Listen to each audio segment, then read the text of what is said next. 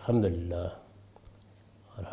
رب العالمین والصلاة والسلام علی محمد الامین فاعوذ باللہ من الشیطان الرجیم بسم اللہ الرحمن الرحیم۔ خواتین و حضرات، ہم میزان حصہ دوم میں قانون معاشرت کا مطالعہ کر رہے ہیں۔ یہ اس حصے کا دوسرا باب ہے۔ پچھلی نشست میں تعدد ازواج کی بحث خاتمے کو پہنچ گئی تھی۔ آخر میں یہ بات بھی واضح کر دی گئی تھی کہ ازواج مطہرات یعنی رسالت مآب صلی اللہ علیہ وسلم کے لیے ایک استثناء بیان ہوا اور ان منصبی ذمہ داریوں کو پورا کرنے کے لیے ہوا، کسی ذاتی مقصد سے نہیں۔ رسول کی حیثیت سے جو آپ کی ذمہ داریاں تھیں ان کے لیے استثناء بیان ہوا، اس کے ساتھ پابندیاں لگائی گئیں، یعنی یہ کہ اب نکاح آپ نے کرنا ہے اسی دائرے میں جو آپ کے لیے متعین کر دیا گیا، اس سے باہر نہیں، اپنی خواہش سے نہیں۔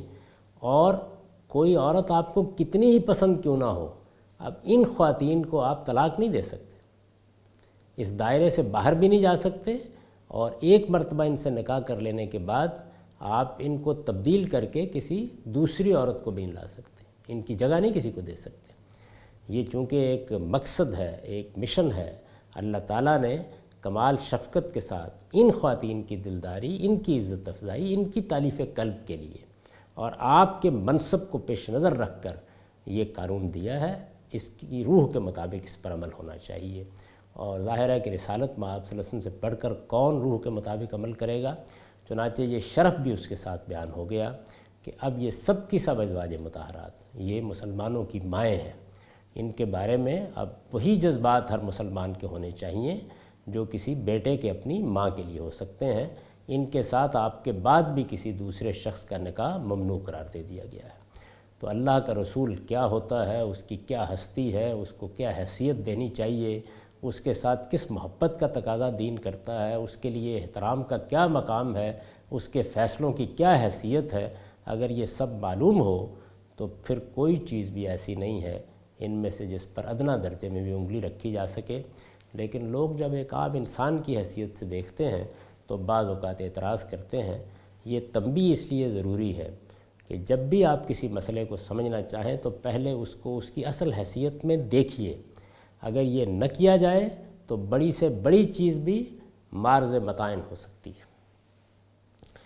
اس کا خاتمہ میں نے یہ کیا تھا، اس کو میں دوبارہ ایک مرتبہ آپ کے سامنے رکھ رہا ہوں کہ اس سے واضح ہے، یعنی یہ ساری بحث جو آپ کے سامنے میں نے کر دی، اس سے واضح ہے کہ یہ ایک خالص دینی ذمہ داری تھی، یعنی اس میں کوئی دنیا کی خواہش، کوئی بشری تقاضا، کوئی چیز بھی نہیں تھی۔ یہ ایک خالص دینی ذمہ داری تھی جو نبوت اور رسالت کے منصبی تقاضوں سے، یعنی ان 8 خواتین سے شادی، یہ ایک خالص دینی ذمہ داری تھی جو نبوت اور رسالت کے منصبی تقاضوں سے رسول اللہ صلی اللہ علیہ وسلم پر عائد ہوئی، اور آپ نے اسے پورا کر دیا۔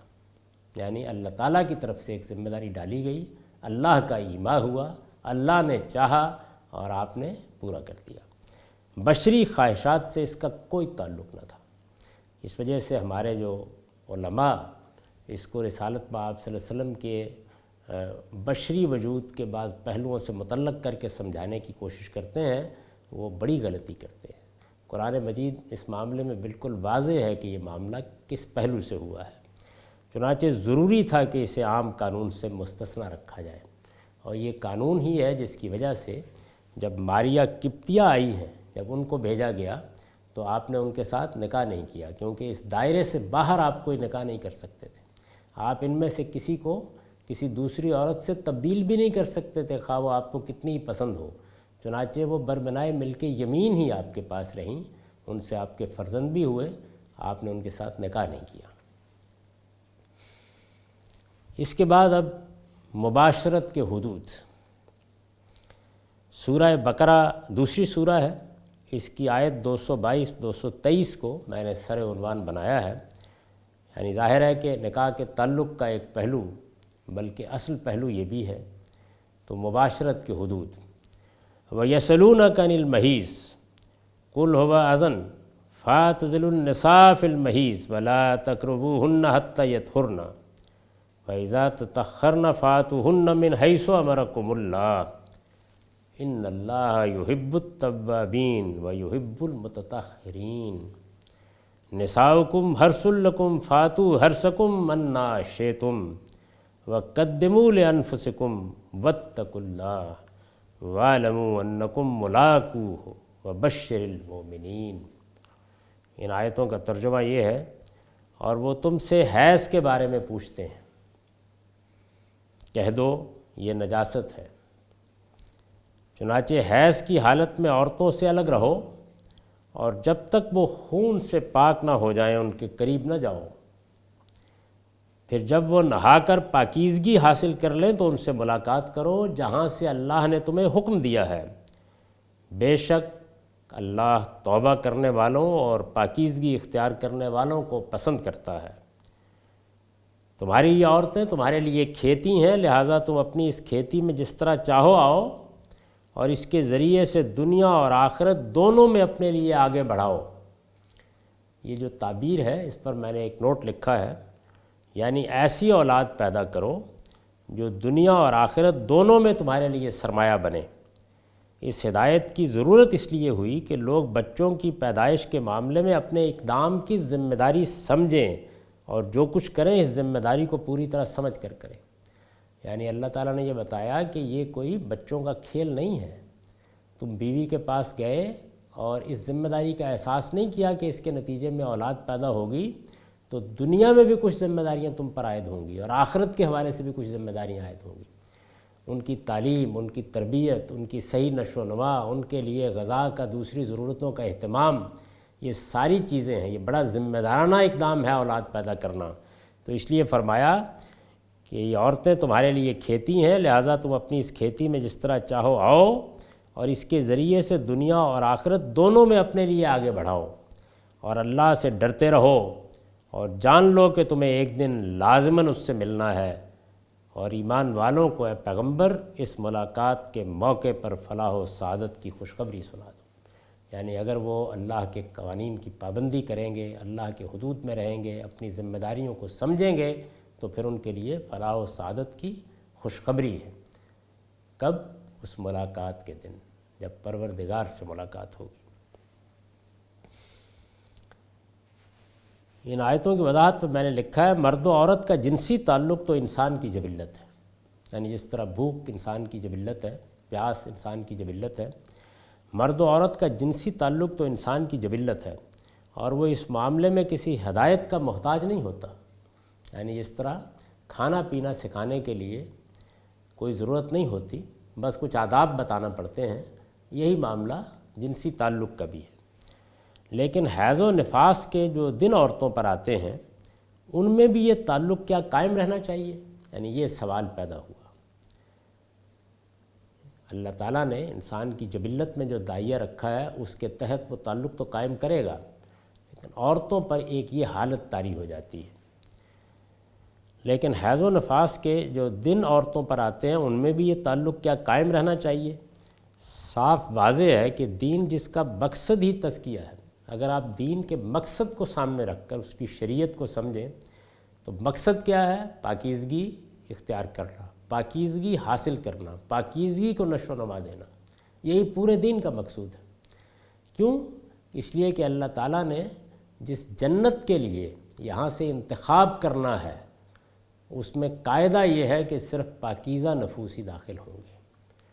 تو پھر دین اسی لیے دیا گیا کہ انسان یہ پاکیزگی حاصل کرے، گویا اپنے آپ کو جنت میں داخلے کا اہل بنائے۔ اس کے لیے جو چیز اسے حاصل کرنی ہے وہ قرآن کی اصطلاح میں تزکیہ ہے، پاکیزگی، اپنے آپ کو پیوریفائی کرنا۔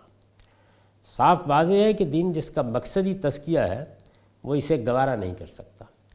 چنانچہ یہ معلوم ہے کہ دین کے معاملے میں یہ چیز بھی بڑی اہم ہے کہ بدن میں پاکیزگی رہے، ظاہری نجاست انسان کے قریب نہ آئے تو اس سے انسان طہارت حاصل کرے۔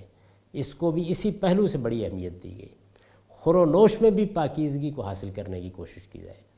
چنانچہ بعض جانور اور بعض چیزوں کا کھانا ممنوع قرار دے دیا گیا، اور ایسے ہی اخلاق میں، یعنی کہنے کو تو ایک انسان ارادہ و اختیار رکھتا ہے، وہ کہہ سکتا ہے کہ میں اپنے مفادات کو سامنے رکھ کے چوری بھی کروں گا، ڈاکہ بھی ڈالوں گا، اور دیکھوں گا کہ اگر میرے لیے ممکن ہے تو ملاوٹ کر کے بھی کچھ کما سکتا ہوں تو کما لوں گا، لیکن اللہ تعالیٰ نے ان سب چیزوں کو ممنوع قرار دے دیا۔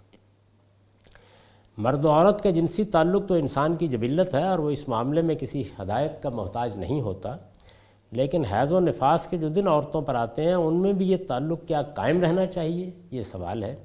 صاف واضح ہے کہ دین جس کا مقصدی تزکیہ ہے وہ اسے گوارا نہیں کر سکتا، لہٰذا تمام الہامی مذاہب نے اس سوال کا جواب نفی میں دیا ہے۔ یعنی جب سے اللہ کی ہدایت نازل ہونا شروع ہوئی ہے، سیدنا آدم علیہ السلام سے لے کر رسالت مآب صلی اللہ علیہ وسلم تک تمام الہامی مذاہب اصل میں ایک ہی مذہب ہے، یعنی اسلام۔ ان الدین عند اللہ الاسلام، یہی سیدنا آدم کا دین ہے، یہی موسیٰ و عیسیٰ علیہ السلام کا دین ہے، یہی سیدنا ابراہیم علیہ السلام کا دین ہے۔ اسی دین کو رسالت مآب صلی اللہ علیہ وسلم نے واضح فرمایا ہے۔ تو اس دین میں اس سوال کا جواب نفی میں دیا گیا ہے، اور ان ایام میں یہ تعلق ممنوع ٹھہرایا ہے۔ دین ابراہیمی کے زیر اثر عرب جاہلیت بھی اسے ناجائز ہی سمجھتے تھے۔ یعنی عربوں کے بارے میں یہ تصور میں جگہ جگہ واضح کرتا آ رہا ہوں کہ یہ صحیح نہیں ہے کہ وہ کسی دینی روایت سے آگاہی نہیں تھے، وہ دین ابراہیمی کے پیرو تھے، سیدنا ابراہیم علیہ السلام کی اولاد تھے، سیدنا اسماعیل علیہ السلام کی اولاد تھے۔ تو دین کے بہت سے احکام تھے جن پر وہ عمل کرتے تھے، روزہ رکھتے تھے، حج و عمرہ اسی طریقے سے کرتے تھے، چند بدعات ضرور اس میں شامل ہو گئی تھیں، جیسے اب ہم کرتے ہیں، نماز کا اہتمام کرتے تھے، اسی طرح سے بہت سی حرمتوں کے بھی اسی طرح قائل تھے۔ دین ابراہیمی کے زیر اثر عرب جاہلیت بھی اسے ناجائز ہی سمجھتے تھے، یعنی حیض و نفاس کے ایام میں عورتوں سے جنسی تعلق قائم کرنا۔ ان کی شاعری میں اس کا ذکر کئی پہلوؤں سے ہوا ہے۔ اس معاملے میں کوئی اختلاف نہ تھا۔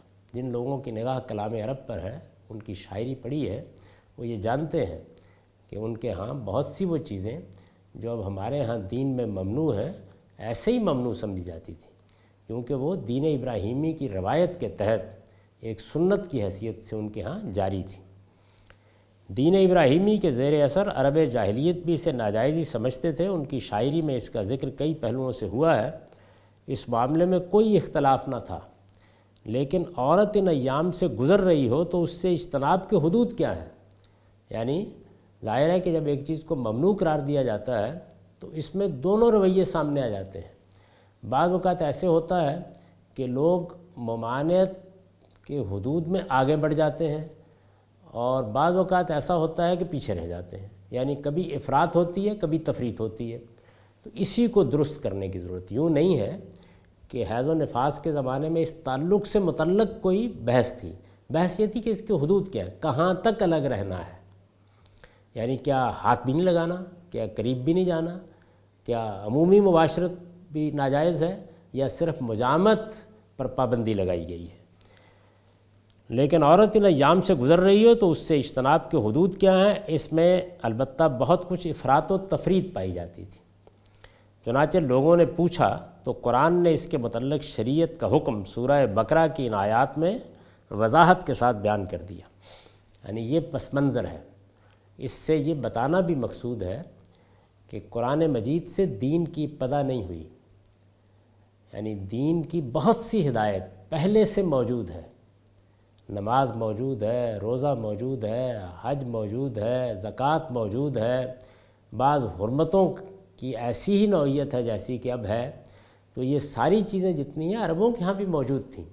یہی وہ پہلو ہے جس کو سامنے رکھ کر میں نے سنت کی یہ تعریف آپ کو بتائی تھی کہ سنت اصل میں دین ابراہیمی کی روایت ہے، جس میں جہاں اصلاح کی ضرورت تھی رسالت مآب صلی اللہ علیہ وسلم نے اصلاح فرما دی، جہاں کوئی چیز بلا دی گئی تھی اس کی تجدید کر دی، اور جہاں کوئی اضافہ مطلوب تھا وہاں اضافہ کر دیا، اور پھر اس کو اپنی سنت کی حیثیت سے جاری کر دیا۔ تو یہ اس کا پس منظر ہے، دین ابراہیمی کی روایت ہے یہ۔ اس کے تحت ممانعت کا تصور تو موجود تھا، وہ بھی ممنوع سمجھتے تھے، اس کو ناجائز سمجھتے تھے کہ ان ایام میں تعلق رکھا جائے۔ حدود کیا ہے، یہ سوال پیدا ہوا، اور جب یہ سوال پیدا ہوا تو لوگوں نے اس کا جواب چاہا۔ قرآن نے شریعت کا حکم ان آیات میں بیان کر دیا۔ گویا یہ آیات ابتداً کوئی حکم بیان کرنے کے لیے نہیں آئیں۔ حیض و نفاس میں عورت کے ساتھ تعلق قائم رکھنا چاہیے یا نہیں رکھنا چاہیے وہ ان کا موضوع نہیں ہے، وہ تو پہلے سے لوگوں کے ہاں ایک واضح تصور موجود ہے۔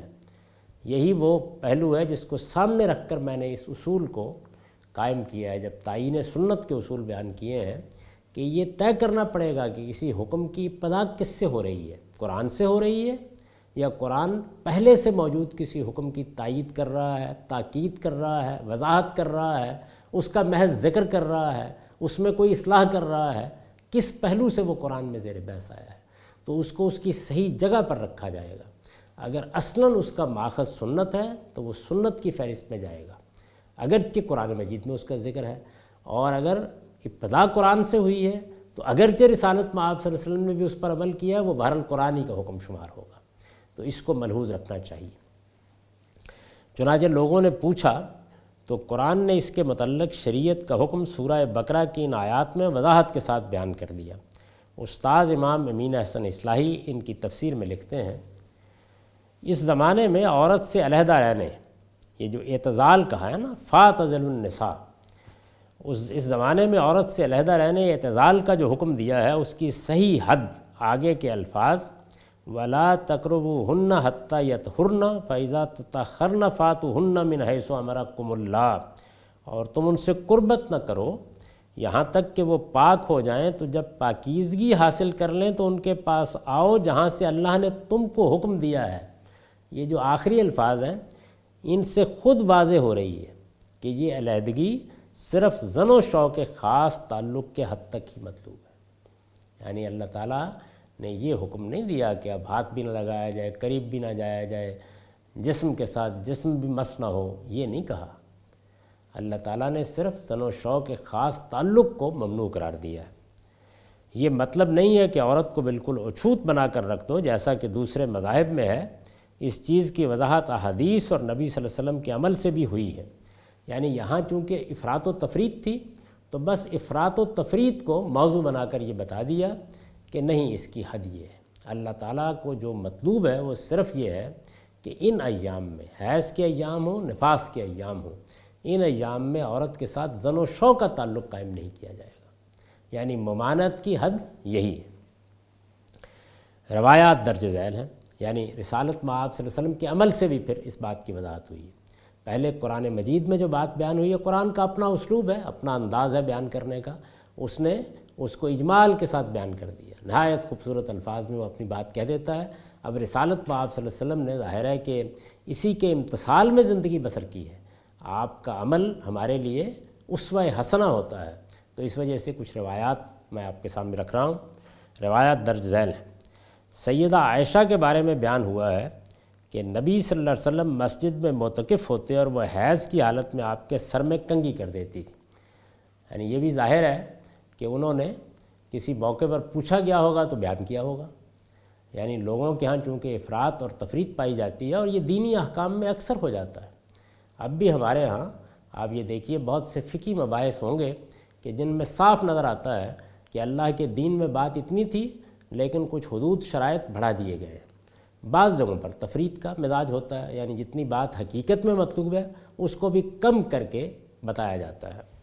سیدہ عائشہ کے بارے میں بیان ہوا ہے کہ نبی صلی اللہ علیہ وسلم مسجد میں معتکف ہوتے اور وہ حیض کی حالت میں آپ کے سر میں کنگھی کر دیتی تھیں، یعنی اعتکاف میں بیٹھے ہوئے بھی کنگھی کر دیتی تھیں۔ اس کا مطلب یہ ہے کہ حیض کے ایام میں اس طرح کے کسی معاملے کی ممانعت نہیں ہے۔ سیدہ ہی کا بیان ہے کہ وہ حیض کی حالت میں ہوتی تھی اور نبی صلی اللہ علیہ وسلم ان کی گود میں تکیہ کیے ہوئے قرآن پڑھتے تھے، یعنی اس سے بات واضح ہو گئی۔ قرآن مجید ظاہر اللہ کی کتاب ہے، اس کے اپنے آداب ہیں، تو رسالت مآب صلی اللہ علیہ وسلم اس میں کوئی حرج نہیں محسوس کرتے تھے کہ وہ حیض کی حالت میں ہیں، آپ گود میں سر رکھ کے قرآن مجید کی تلاوت کر رہے ہوتے تھے۔ یہ بخاری مسلم کی روایات ہیں، ان کے حوالے میں نے نیچے دے دیے ہیں۔ انہی سے روایت ہے، یعنی سیدہ عائشہ ہی سے، کہ ہم میں سے کوئی حیض کی حالت میں ہوتی اور رسول اللہ صلی اللہ علیہ وسلم اس کے قریب آنا چاہتے تو ہدایت کرتے کہ حیض کی جگہ پر تہمت باندھ لے، پھر قریب آ جاتے، یعنی اس نوعیت کی قربت میں بھی کوئی حرج نہیں ہے، صرف زن و شو کا تعلق جس کو ہم سب سمجھتے ہیں اس کو قائم کرنے سے اجتناب کرنا ہے۔ وہ فرماتی ہیں کہ میں حیض کی حالت میں پانی پیتی، پھر وہی پانی نبی صلی اللہ علیہ وسلم کو دے دیتی، یعنی ایک کٹورے میں ایک پیالے میں پانی پیا ہے، کچھ پانی بچا ہوا ہے وہی دے دیا، اور آپ اسی جگہ منہ رکھ کر پیتے جہاں میں نے رکھا ہوتا۔ یہ صاف معلوم ہوتا ہے کہ ام المومنین لوگوں کو متنبع کر رہی ہیں، یہ باتیں اس لیے بیان کر رہی ہیں کہ جب کسی معاشرے کے اندر دینی احکام کے معاملے میں افراط و تفریط کا معاملہ ہو جائے، اصلاح آسان نہیں ہوتی۔ میں ان دنوں بعض دینی تصورات کی اصلاح کے لیے مضامین لکھ رہا ہوں۔ مثلا میں نے بتایا کہ اسلام میں قومیت بھی اسلامی ہے، یہ کوئی تصور نہیں ہے۔ اسلام نے یہ نہیں کہا کہ ایک ہی حکومت دنیا بھر میں قائم ہونی چاہیے اور اس کو خلافت کہا جاتا ہے۔ تو یہ تصورات ہیں جو مسلمانوں نے قائم کر لی ہے۔ میں یہ عرض کر رہا ہوں کہ قرآن مجید اس سے یکسر خالی ہے۔ قرآن مجید ہی نہیں، رسالت پاک صلی اللہ علیہ وسلم کی احادیث میں بھی اس کا کوئی ذکر نہیں ہے، لیکن اس کے باوجود لوگ اس کو ماننے کے لیے تیار نہیں ہوتے، آسانی کے ساتھ قبول نہیں کرتے۔ تو جو تصورات حیض و نفاس میں عورت سے تعلق سے متعلق بنے ہوئے تھے، یہ صاف معلوم ہوتا ہے ام المومنین رضی اللہ عنہا کی ان وضاحتوں سے کہ لوگ آسانی کے ساتھ ان کو قبول کرنے کے لیے تیار نہیں ہیں۔ تو اپنی مثال دے رہی ہیں، رسالت مآب صلی اللہ علیہ وسلم کا اپنا عمل بیان کر رہی ہیں، یہ بتا رہی ہیں کہ آپ کا میرے ساتھ یہ معاملہ رہا ہے۔ یہ وہ خدمت ہے جو ازواج مطہرات نے انجام دی ہے، اور دین کے معاملات میں یہ خدمت کتنی غیر معمولی ہوتی ہے، کیونکہ افراط تفریط لوگوں کے لیے بڑے مسائل پیدا کر دیتی ہے۔ تفریط ہے تو گویا وہ منشا فوت ہو جائے گا جس کے لیے کو حکم دیا گیا ہے، افراط ہے تو لوگوں کے لیے تنگی پیدا ہوگی۔ تو امہات المومنین نے اس طرح کی چیزوں کو بیان کر کے در حقیقت یہ خدمت کی ہے، دین کی بھی اور مسلمانوں کی بھی۔ وہ فرماتی ہیں کہ میں حیض کی حالت میں پانی پیتی، پھر وہی پانی نبی صلی اللہ علیہ وسلم کو دے دیتی، اور آپ اسی جگہ منہ رکھ کر پی لیتے جہاں میں نے رکھا ہوتا۔ اسی طرح ہڈی چوستی، پھر آپ کو دے دیتی، اور آپ اسی جگہ منہ رکھ کر کھا لیتے جہاں میں نے رکھا ہوتا۔ یہ بھی میں نے عرض کیا کہ بخاری و مسلم کی روایات ہیں، اور ان سے بالکل واضح ہو جاتا ہے کہ اللہ تعالیٰ نے وہ کیا حد قائم کی ہے جہاں ممانعت کا حکم متعلق ہوتا ہے۔ استاذ امام لکھتے ہیں اس آیت میں، یعنی یہ جو آیت پیچھے زیر بحث ہوئی ہے جس میں یہ بتایا گیا ہے کہ یہ لوگ آپ سے حیض کے بارے میں پوچھتے ہیں، ان کو بتاؤ کہ یہ نجاست ہے، حیض کی حالت میں عورتوں سے الگ رہو۔ یہ جو آیت پیچھے سر عنوان ہے، اس آیت میں طہر اور تطہر دو لفظ استعمال ہوئے ہیں۔ آیت پر نگاہ ڈالیے تو اس میں یہ بیان کیا گیا ہے وَلَا تَقْرَبُوهُنَّ حَتَّى يَطْهُرْنَ فَإِذَا تَطَهَّرْنَ، یعنی جب تک وہ حیض سے خون سے پاک نہ ہو جائیں ان کے قریب نہ جاؤ، پھر جب وہ نہا کر پاکیزگی حاصل کر لیں۔ تو ایک لفظ طہر اور ایک تطہر۔ اس آیت میں طہر اور تطہر دو لفظ استعمال ہوئے ہیں۔ طہر کے معنی تو یہ ہے کہ عورت کی ناپاکی کی حالت ختم ہو جائے اور خون کا آنا بند ہو جائے، یہ طہر کہلائے گا۔ اور تطہر کے معنی یہ ہے کہ عورت نہا دھو کر پاکیزگی کی حالت میں آ جائے۔ آیت میں عورت سے قربت کے لیے طہر کو شرط قرار دیا ہے، یعنی جب قربت پر پابندی لگائی تو یہ پابندی کب اٹھ جائے گی؟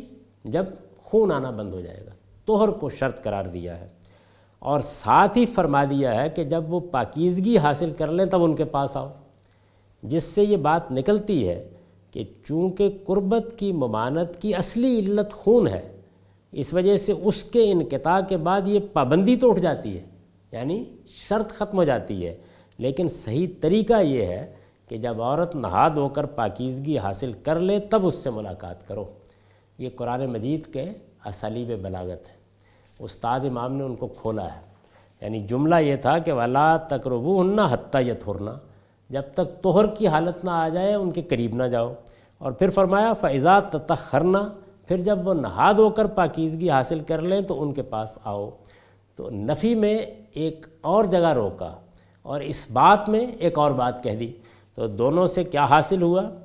وہ حاصل یہ ہے کہ جو اصلی علت ہے، یعنی قربت کی ممانعت کی جو اصلی علت ہے وہ خون کا آنا ہے، جب وہ آنا بند ہو گیا تو اب تعلق قائم کیا جا سکتا ہے، جائز اور ناجائز کا معاملہ ختم ہوا، جو حد لگائی گئی تھی وہ پوری ہو گئی، اللہ تعالیٰ نے حرمت جہاں رکھی تھی اس کا خاتمہ ہو گیا۔